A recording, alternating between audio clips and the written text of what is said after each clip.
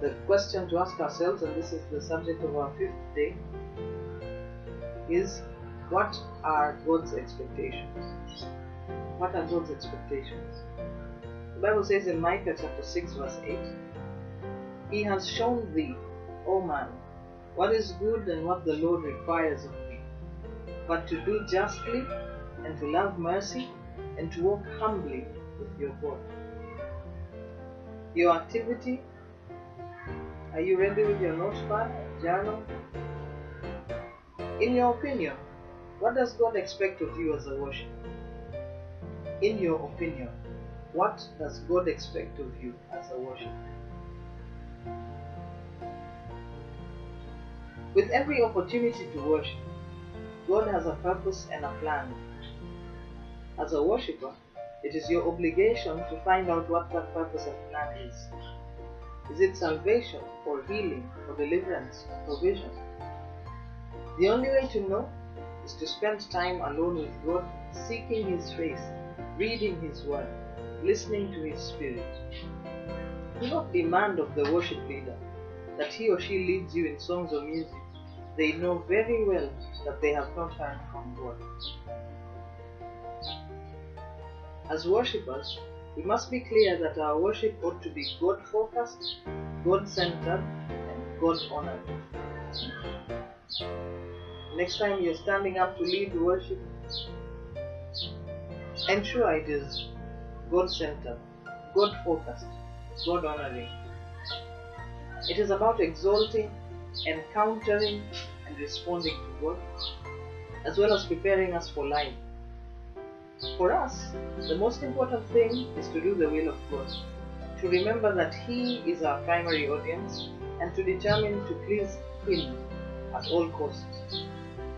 When we do this, we will draw all men unto Himself, and worship will not be that much of a struggle as it is, or as it can usually be when we focus on being entertained or being pleased, than we do on pleasing God. Our prayer thought says, pray that God will give you the courage and the determination to desire to please Him more than to be entertained. Can we pray that together? Lord Jesus, we pray for ourselves. I pray for myself and for my brothers and sisters, people who lead in worship or who play instruments or who attend church and are led into worship, that you give us the determination to determine to please you,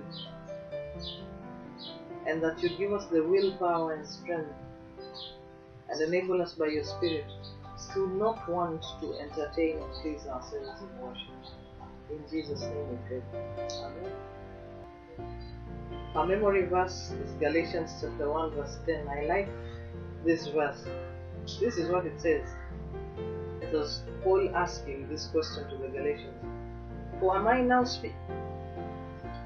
seeking the approval of man or of God? Or am I trying to please man? If I was still trying to please man, I would not be a servant of Christ. You know?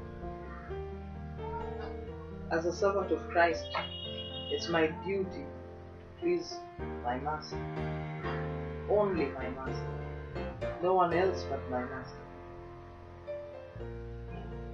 Amen.